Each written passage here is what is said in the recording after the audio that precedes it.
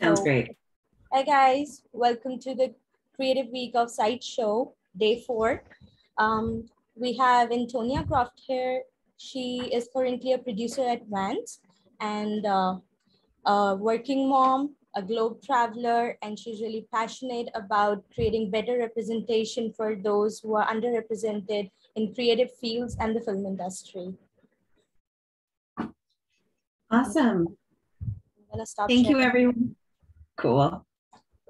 Thank you, everybody, for joining. I'm going to share my screen. So welcome. I hope that you can take some information away from me today. But overall, the project or the topic today is turning rad ideas into reality. I'm Antonietta. I often like to kind of break it down. So Antonietta. But a lot of people find that hard to pronounce. So you can call me Netta. I've worked at various brands and agencies, shot on I think 4 different continents. But I wanted to let you know that I don't always know what I'm doing. So I think today this workshop is for non-producers to help folks figure out budgets and timeline and figure out where to start turning rad ideas into reality. So hopefully this is right for you. It's going to have some tips and tricks, and I have plenty of time, I think, at the end for questions, or we can get into any kind of real world type scenarios. So we all have to start somewhere. So the process is really the same, even if you've never done it before. Overall, I think I like to break it down. If you want to produce a Super Bowl spot, it sounds pretty daunting. Lose 100 pounds, create a podcast, put on an event, save $10,000, create some new artwork. It's like if you're having to do something that's really big and crazy, whether it's work or personal life, looking at the task as a whole is daunting. So break it down, even if you have no clue where to start. So I'm going to show you a few different examples. You want to lose 100 pounds? Try losing 5 or 10 first. Save $10,000. So, I'm going to kind of go through my mental process, because I think as a creative or somebody who's a non-producer, you kind of need kind of the skills to know where to start, right? So what do you need to figure out first? If you want to save $10,000, this is kind of a real world personal example. You have to figure out where you are today, where you can trim to put away extra each month, and what time frame you're looking to accomplish this goal. Now, what do you need to do to kind of figure out where you are today? You have to break down your income and your expenses. So your income is your salary. I mean, if you're really ambitious, you might have some rental income or other things like that. But overall, it's like your salary. Expenses would be a variety of things, from your car payment to your credit cards to your mortgage and rent, medical, dental, vacation plans, going out to the movies, all of that kind of stuff. Break it down, your Netflix subscription, anything that goes into your expenses, and put numbers towards them. And that'll tell you how much you're bringing money in and how much you're sending money out. Then you should look at everything and go, where can I trim to put away some extra money each month? Can you reduce to 1 car? Can you do more home cooking? Can you cancel gym membership you're not using? Maybe you have a subscription to Paramount or HBO that you haven't been using for a while. And then what time frame are you looking to accomplish that goal? Here's just some real world things that is an easy way of kind of figuring it out. You have $10,000 divided by 12 months. That's $833 a month. So if you want to save that in a year, that you have to save $833 in a month. You want to do it in 2 years, $417.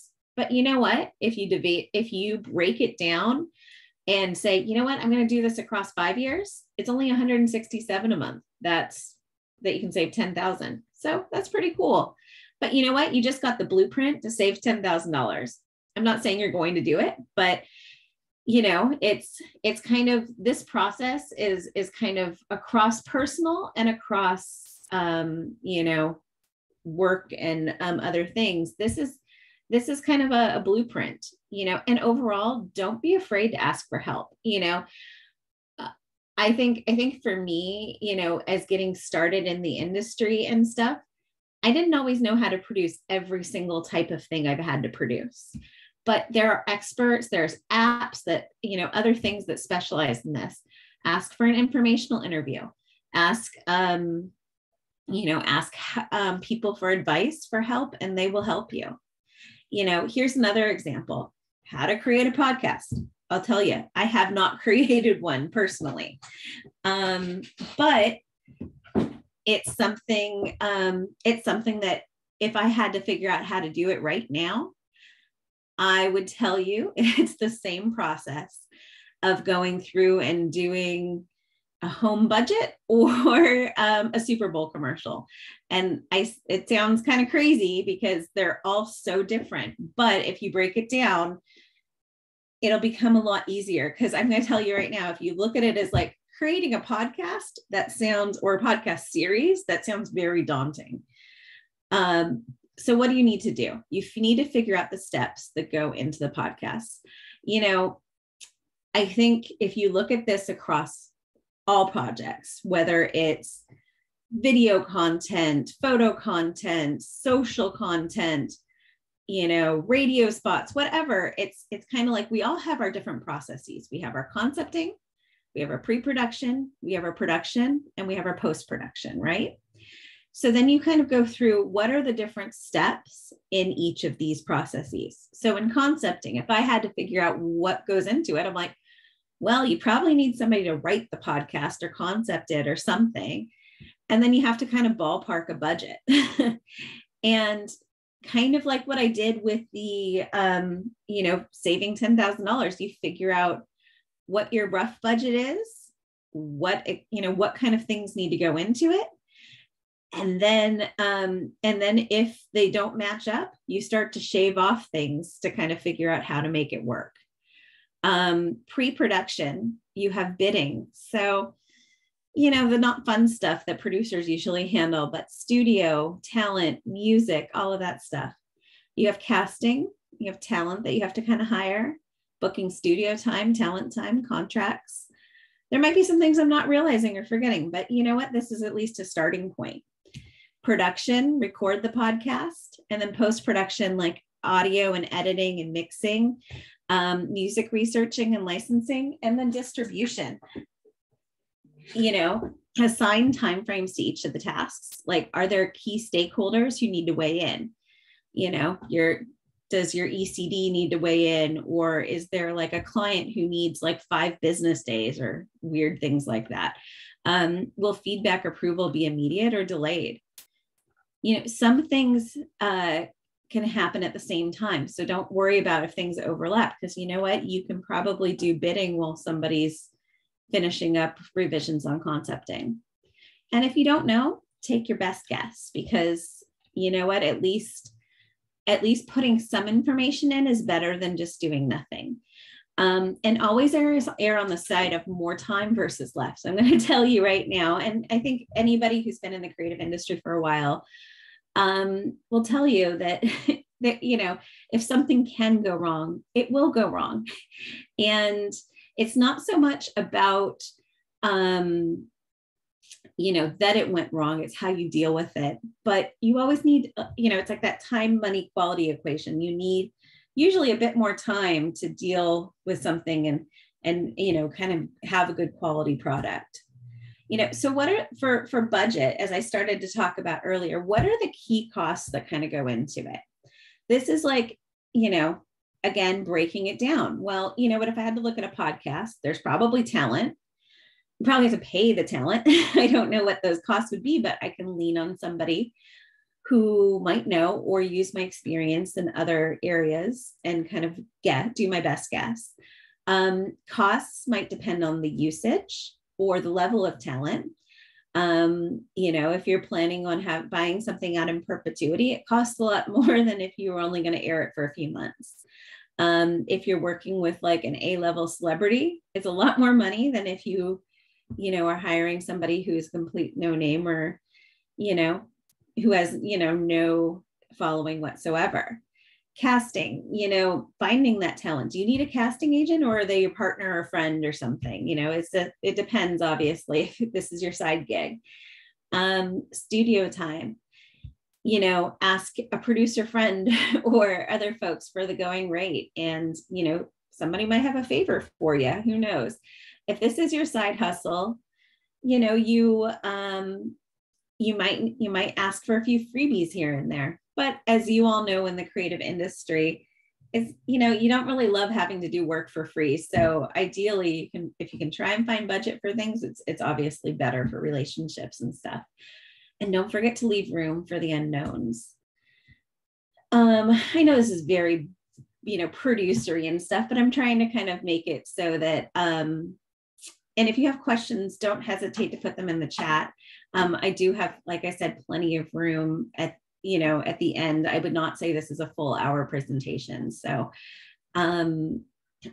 overall, looking at ballpark timing, again, how do I go through and kind of budget time and budget money? If I'm going to go through, I break it down and I go, okay, I'm in these four different steps: the concepting, pre-production, production, and post.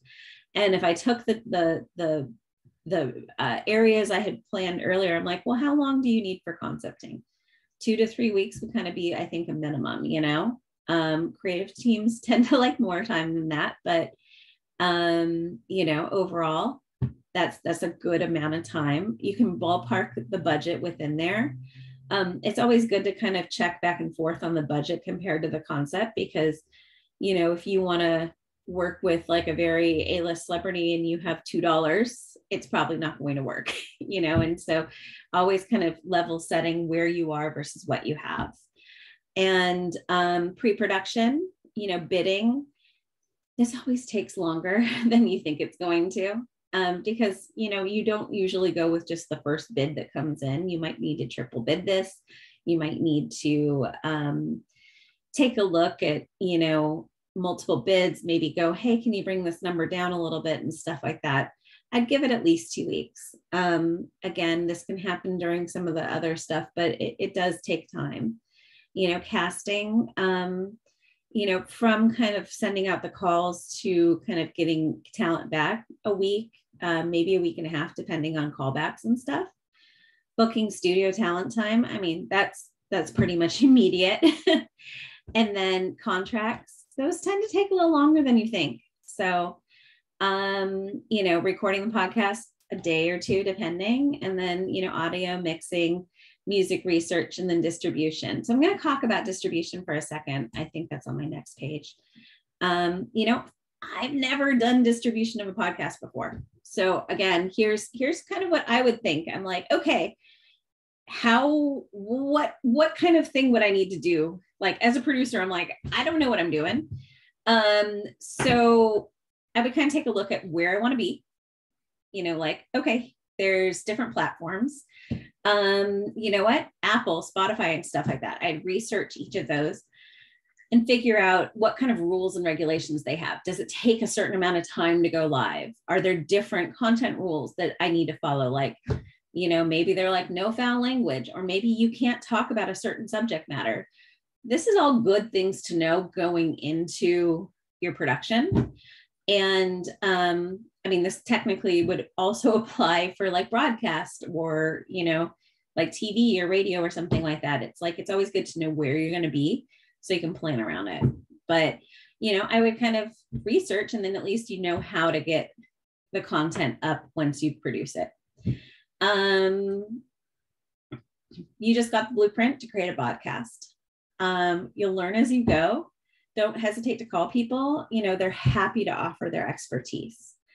But I think overall, like, I wanted to kind of give you my initial thoughts on how to, I think when they came to me, they asked, hey, can you kind of do a budget and timeline, workshop for creatives. And I was like, sure. So I'm giving you my rationale, my tips and tricks, but I think what I'd like to do is save this last, like, 15, 20 minutes or whatever, and really, kind of talk to you about real world scenarios and help give you, if you have anything, kind of my thoughts, and be able to kind of workshop anything with you. Does anybody have anything that they'd like to kind of bring up and ask? Like, it obviously came to kind of want to figure out how to turn something into a reality. Is there something that you would want to ask how to approach it, or anything like that?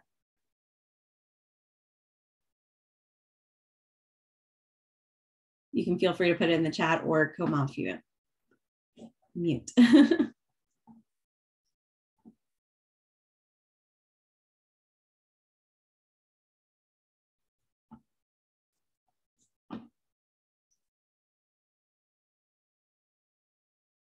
Alrighty. Is there anything that I didn't cover that you would have any questions on, or want to know more about?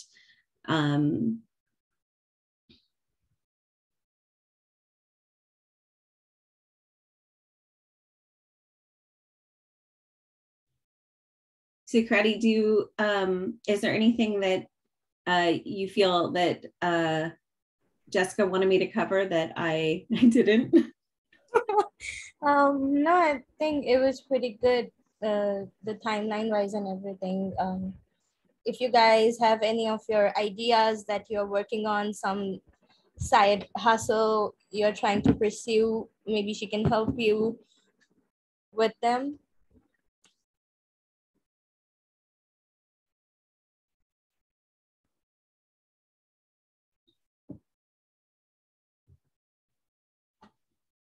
You can write in the chat or just unmute yourself. Like, feel free. Or I guess, what were you hoping to walk away with based on the meeting? Did you walk away with it, or is there something else that you'd like to cover? Because I'm happy to cover it.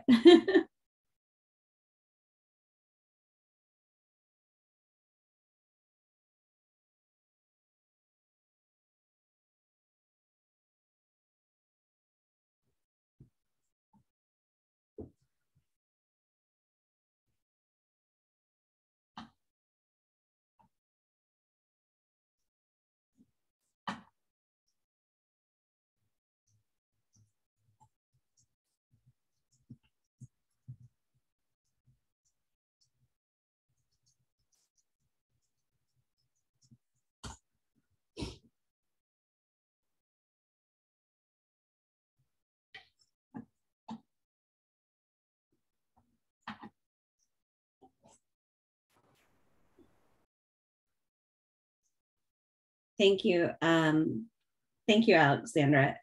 So I think best practices, time management programs. I think as a creative, I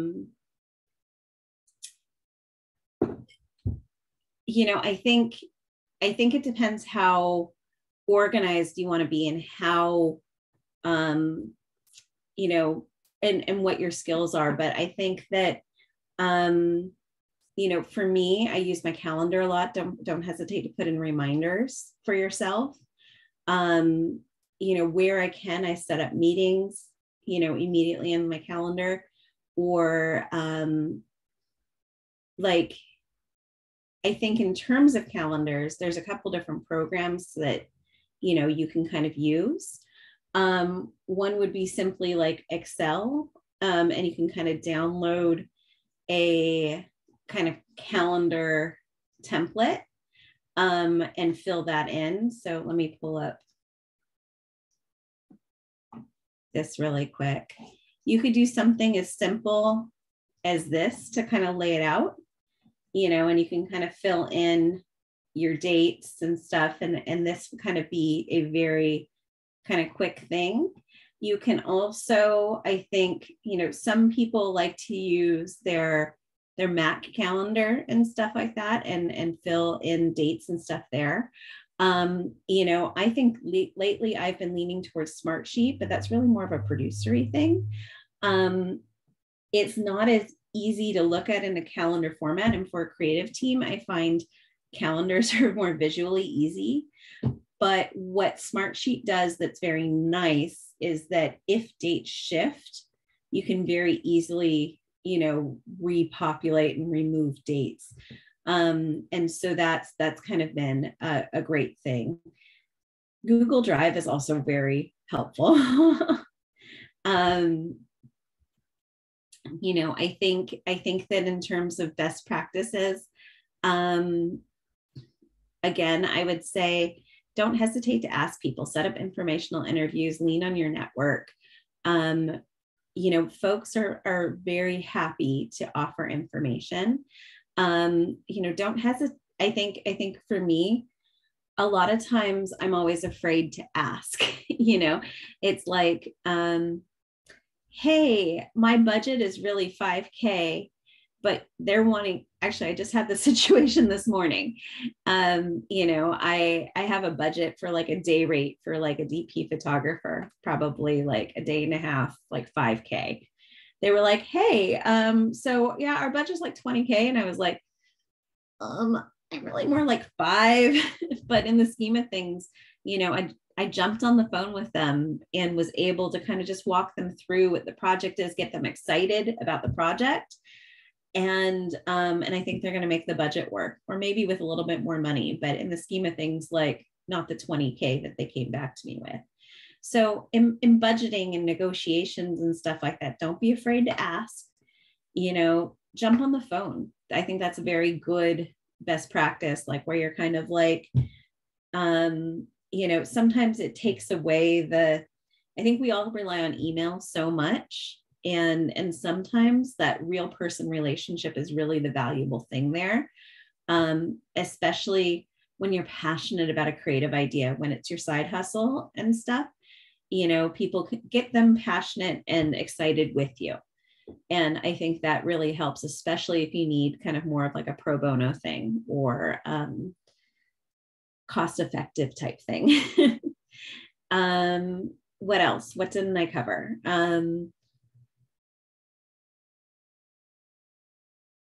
I think in term, lean on your phone, lean on your calendar apps, lean on your reminders and stuff. I know for me, I'm a working mom who, is juggling my daughter's school and my dog's vet appointments and my husband's appointments, because he doesn't manage his own schedule very well either. And you know what? I create myself reminders in my calendar and just, immediately do it the minute it happens, because if not, you're going to forget. Let's see. Timing and budgets and stuff like that. Yes, Paris. Is it Paris? Yes. Can you hear me? Mm-hmm. All right, perfect. I'm a 3D artist based in New Delhi in India.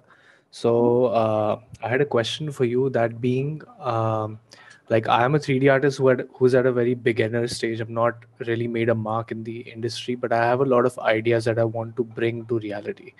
So recently I did a project for DNA New Blood called Pause. So the idea was to make a game where you play as a stray cat and meet online friends who also play as stray cats, and you can adopt stray cats in the game, and it could be a part of like a real life also, so you can adopt a cat in real life as well, like according to the game. So being such a beginner who hasn't made a mark on the industry, how do I even approach bringing such an idea come to life? Like where do I start? Is it something that you can create on your own, or do you need to tap into a network to create it? I think I would need to tap into a network to create this, because since it is a game and it's an online multiplayer game, so it's something that I cannot create on my own. So if I pitch this idea to a bigger company or maybe have a team of people if I want to like join hands with different artists or different people who can make this work for me? How do I even approach something like this? I mean, I think for me at least, I would look at it as, you know, you have an idea in your head. How can you share that elevator pitch? How can you share that quick top line with folks in a great way that will help bring them to your side to get excited with you? So whether that's like a presentation or a little microsite or something like that. And then I think you also need to research who you would want to partner with this. You know, I think you have to kind of know who your audience is, so who you're looking to reach. So I would say probably a combination of investors and folks who can kind of work with you on it. You may want to look at the people who can work with you on it first, and kind of dedicate a little bit of pro bono time to this, to kind of put in a structure and really kind of a framework, so that by the time it gets to investors, there's some proven ground there.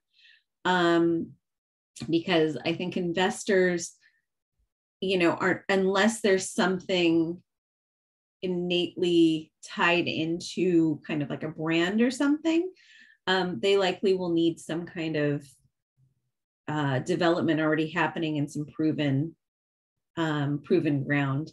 Like you could, so I think that there's like, it depends on if it's more of just an app or if you want to tie it into a brand. If you want to tie it into the commercial world and a brand, you could also approach something like, I don't know, PetSmart or Purina or something like that too. But, you know, I think that those ideas and kind of getting them off the ground are a little bit harder than if it was kind of an independent app that then could tie in for advertising purposes.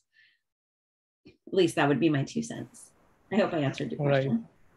Thank you so much. So according to you, it's better if I have a product that is something that I can develop by myself and take that product and approach a bigger brand to scale it even further.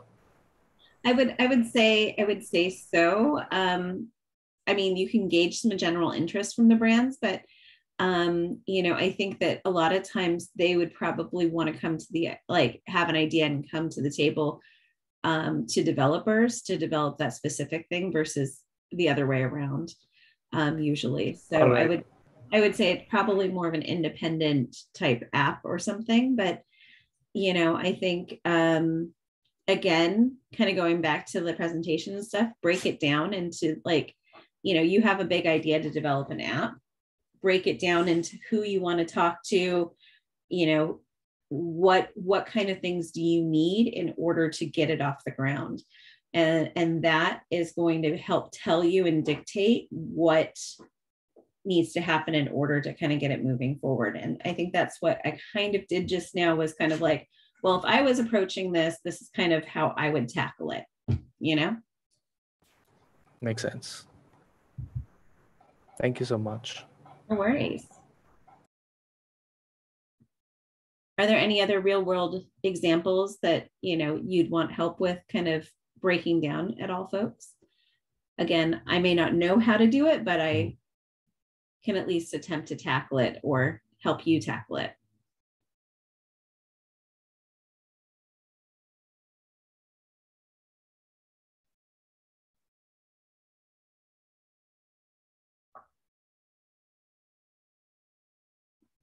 Well, great. I